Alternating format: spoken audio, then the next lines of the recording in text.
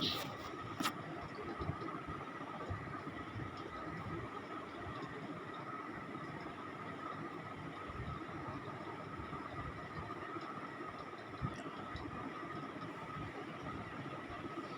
Morning students. पिछली class में हमने जाना कि कौन कौन सी ऐसे कारक हैं जो भोजन संबंधी आदतों को प्रभावित करते हैं। आज का हमारा टॉपिक है किशोरावस्था में होने वाली भोजन संबंधी विकृतियाँ। अब देखिए, भोजन से संबंधित जो विकृतियाँ या फिर हम कहें तो एक रोग कौन कौन से हो सकते हैं यदि हम प्रॉपर रूप में अपने आहार योजना में पोषक तत्वों को शामिल नहीं करते तो हमें कई प्रकार के रोग हो सकते हैं। देखिए, किशोरावस्था जीवन काल की संभवतः सबसे विशिष्ट महत्वपूर्ण अवस्था है, जिसमें तीव्र शारीरिक विकास के साथ साथ शारीरिक छवि का निर्माण होता है। इस अवस्था में प्रवेश करते ही हर किशोर किशोरी की यह इच्छा होती है कि वह शारीरिक रूप से आकर्षक, गठीले तथा सुंदर दिखे। किशोरावस्था के दौरान हर किशोर किशोरी का अपना एक आदर्श होता है, जैसे कि कोई खिलाड़ी, कलाकार या मॉडल इत्यादि। ऐसे में हर किशोर किशोरी चाहता है कि वह भी अपने आदर्श के समान ही दिखे। अपने आदर्श के समान दिखने की चाह में किशोरियाँ दुबली पतली होना चाहती है, जबकि किशोर स्वस्थ व सुडौल दिखना चाहते हैं। कई बार अपने शारीरिक स्वरूप को आकर्षक बनाने की चाह किशोरों पर इस हद तक हावी हो जाती है कि उनमें भोजन संबंधी विकार उत्पन्न हो जाते हैं। किशोरावस्था के दौरान किशोरों में मुख्य रूप से निम्नलिखित भोजन संबंधी विकार उत्पन्न हो सकते हैं। देखिए, भोजन संबंधी जो विकार उत्पन्न होंगे वो कौन कौन से हैं। फर्स्ट है इसमें एरोनॉक्सिया नर्वोसा। यह भोजन व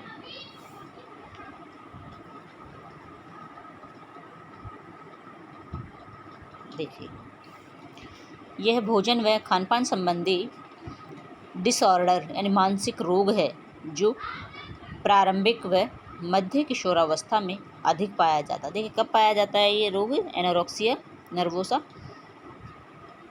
प्रारंभिक व मध्य किशोरावस्था, यानी इसको मान के चलो आपकी किशोरावस्था बताई गई है 12 से मतलब 11 के बाद से पूरी अपनी 18-19 साल के आसपास का बताया। तो ये 15-16 साल की उम्र में हमारे सामने ऐसी स्थिति आती है जब हम पूर्ण रूप से भोजन ग्रहण नहीं करते हैं। अब देखिए,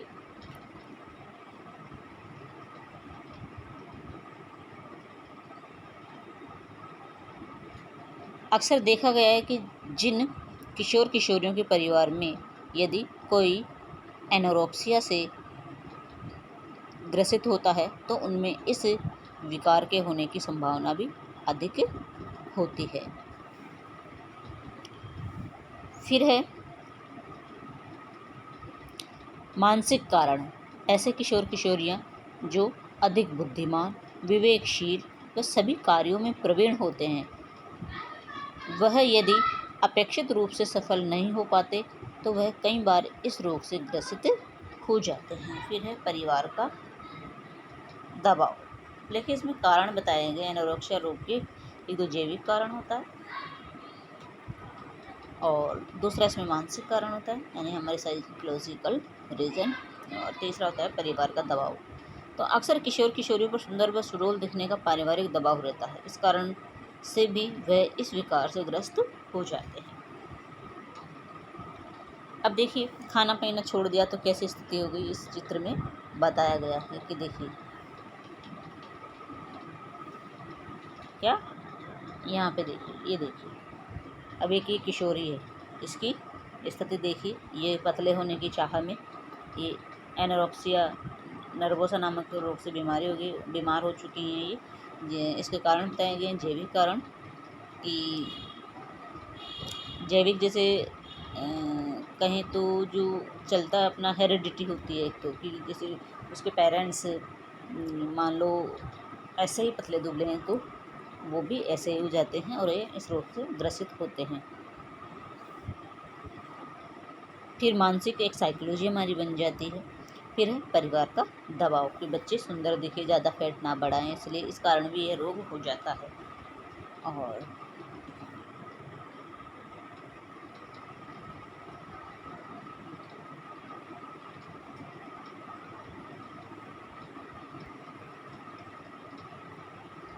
अब देखिए, एनोरेक्सिया नर्वोसा का व्यवहार पर क्या प्रभाव पड़ता है।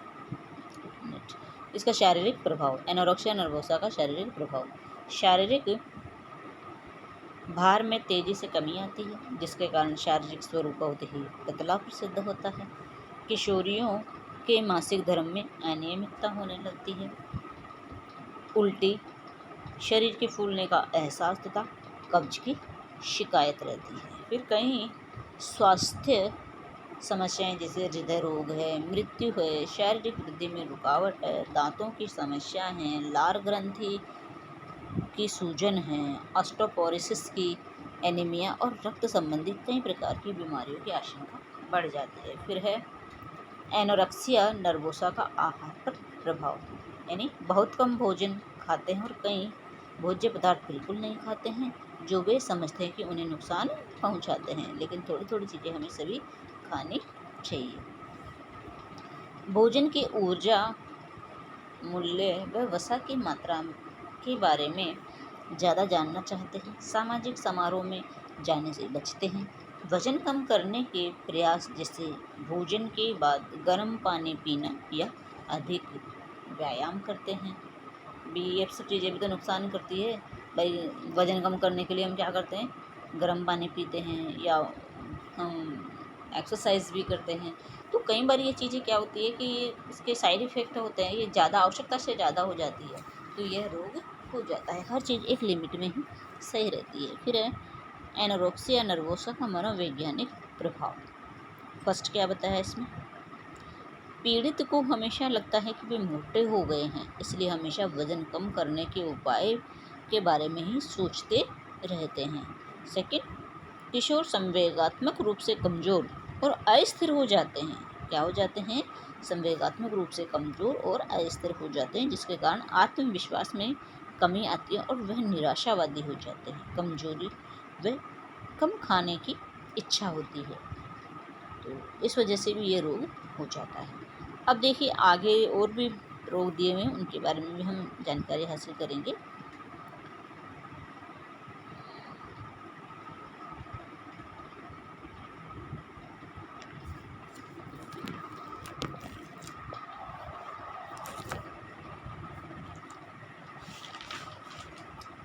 फिर है हमारी सेकंड बीमारी इसमें,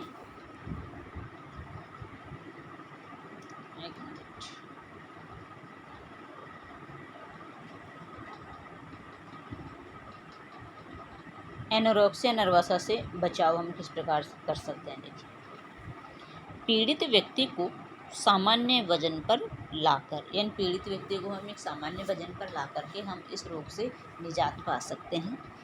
फिर है मनोवैज्ञानिक कारकों को ठीक करना, कि बालक के मन में जो साइकोलॉजी आ गई है उसे एक अच्छे साइकोलॉजिस्ट को दिखाना चाहिए ताकि वो उसे गाइड कर सके।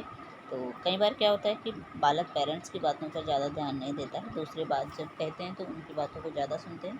तो ऐसे में हमें एक साइकोलॉजिस्ट को बालक को दिखाना चाहिए, तो वो उसे गाइड करता है, तो उसके अकॉर्डिंग फिर चलना स्टार्ट कर देता है या उसकी समस्या को समझने की वो कोशिश करता है, फिर उसके अनुरूप उसे गाइड करता है।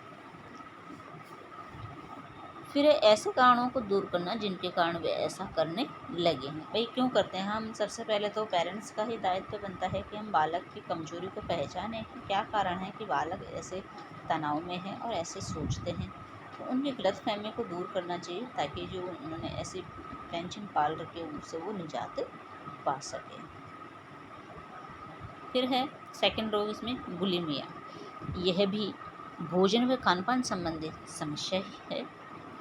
इस स्थिति में किशोर बहुत ही अजीब व अस्थिर व्यवहार करते हैं। कभी वे अत्यधिक खाते हैं और दूसरे ही पल अपने वजन को कम करने का प्रयास करते हैं। इसके लिए वे भोजन के पश्चात उल्टी करना, एनीमा लेना, दवाइयाँ व व्रत उपवास जैसे तरीके अपनाते हैं।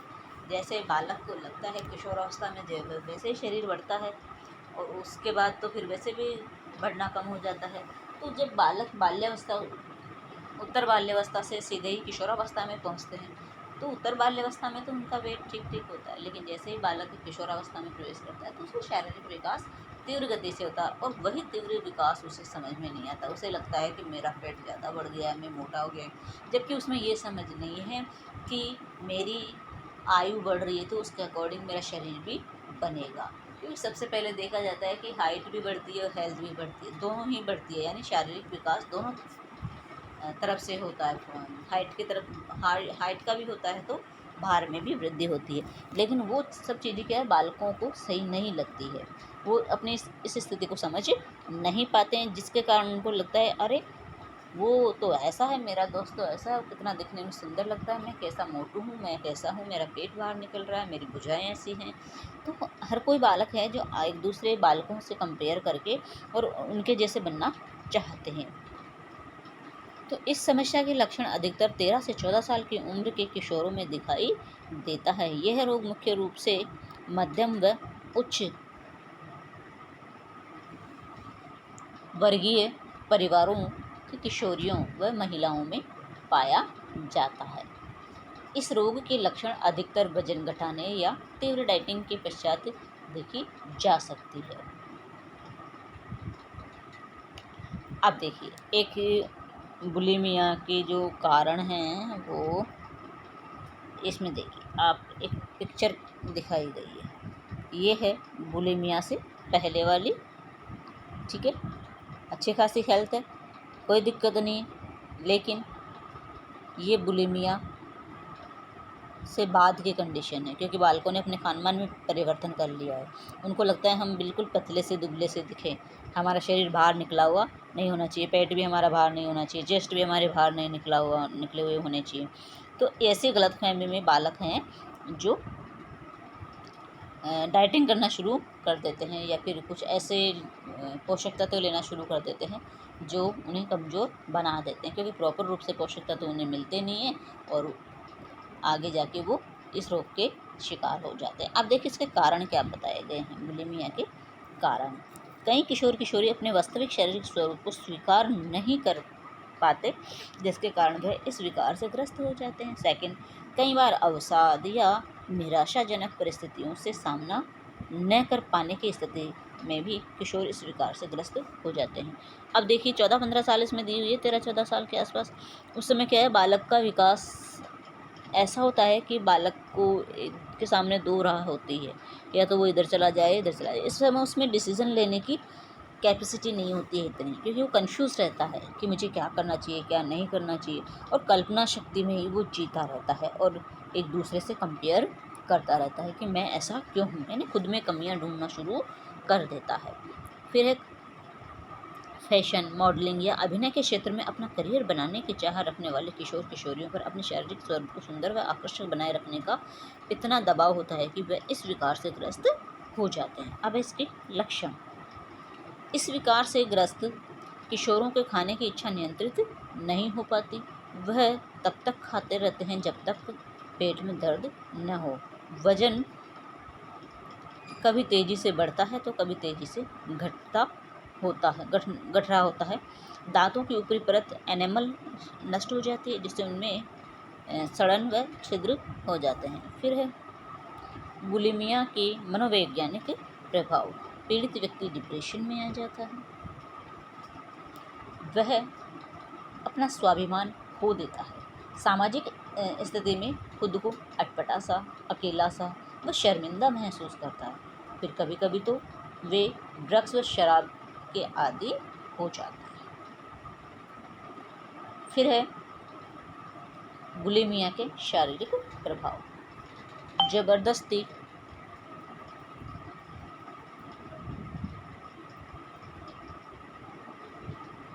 की गई उल्टी से पाचन तंत्र पर गहरा प्रभाव पड़ता है। खाने की नली, पेट, अग्नाशय व छोटी आंत को नुकसान पहुंचता है।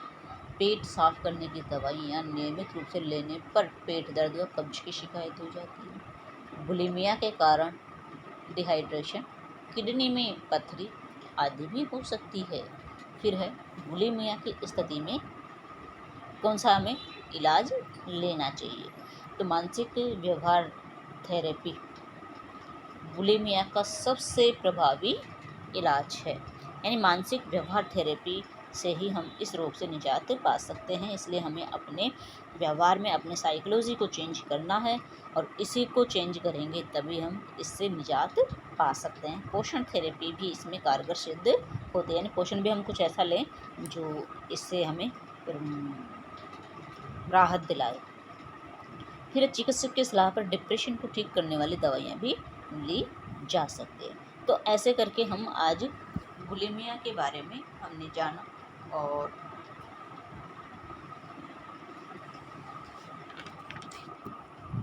एनोरेक्सिया नर्वोसा के बारे में हमने जाना कि ये क्या होता है, किस प्रकार की ये बीमारी है, किस उम्र में हमें ये बीमारी होती है, इसके लक्षण क्या है और मनोवैज्ञानिक प्रभाव क्या हो सकते हैं, शारीरिक प्रभाव क्या हो सकते हैं और इसका इलाज हम कैसे ले सकते हैं। तो इन दोनों एनोरेक्सिया और बुलिमिया दोनों के बारे में आज हमने पढ़ा। नेक्स्ट क्लास जो होगी कल आपके चैप्टर 3 के क्वेश्चन आंसर हम जानेंगे कि इसमें ये सब चीज़ें क्या होती है, इसमें से शॉर्ट क्वेश्चन या फिर लॉन्ग क्वेश्चन, सारे क्वेश्चंस के बारे में हम समझें।